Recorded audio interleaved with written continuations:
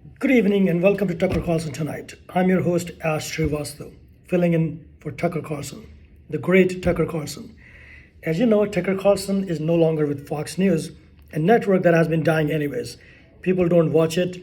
There are barely few people who are watching it. They are usually like media pundits and whatnot, but Tucker Carlson had a different kind of appeal. So a lot of people who are independents, Democrats, Republicans, they all watched, not necessarily who were just media pundits, but a lot of average people who had interest in our politics as well as social and economic conditions of the country overall, our communities, where our country is heading to, various things. So it was not just like a typical pundit show, but it is more of like overall education.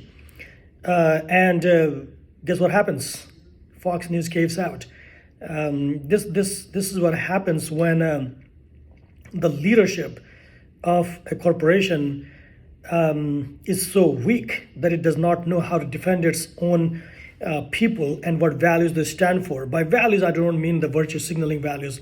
By values, I mean the corporate values that they have over time that they built the business.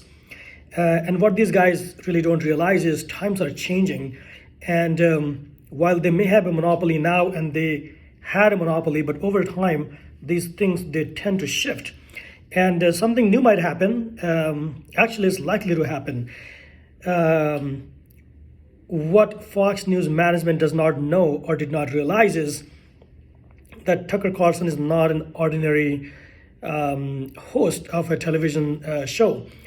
He has a massive following, a godlike following, pretty close to what I would say what Donald Trump has, which is people don't see him as a politician. People see him as more of like a godlike authority. So the following is there no matter what you try to do him. For example, after censoring him for years, and they are still continuing to censor him, including Fox News. Have you ever wondered, like, when Trump hosts a rally, like, how do people find out? How are there like thousands and thousands of people? A guy who has been banned from everywhere, like, how does his message get out? Like, imagine you try to host an event, right? And then you have to invite few people for a party. How many people will you be able to invite? If you don't have a medium like, text messaging, email messaging, because everything has been censored, and media, everyone wants to ignore you. So how do you do it? But Trump has been able to do it, right? No one has been able to censor him. There might be some effect here and there, but over time, he mastered that as well. So effectively, he defeated all the censorship. Tucker Carlson is more of like similar kind of personality in media. He has this massive following that it doesn't matter where he is, which platform he is. And there are a lot of people who actually disliked him because they did not dislike him. They disliked the idea that he was on Fox News, because Fox News does not deserve a guy like Tucker Carlson.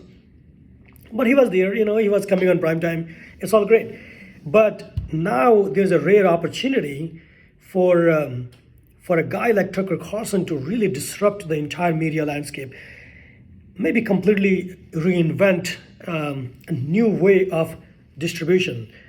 And that is likely to happen. I think there are various avenues to do these days. One could be to simultaneously broadcast in multiple channels, accessible with a single link. That is one. Another one could be like, maybe you can go in a typical corporate raider style, just go in and raid the stocks of Fox, or maybe, I don't know, Comcast. If they want to threaten and remove your network from there, just buy them out. If Elon Musk could buy crappy Twitter for $44 billion, he could buy Fox networks for, I don't know, less than $20 billion. It's all possible. You can put together an SPV and you can buy it out.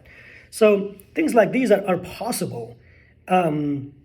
Things will work in very different way going forward, and I wouldn't be very surprised about it. Let's stay tuned.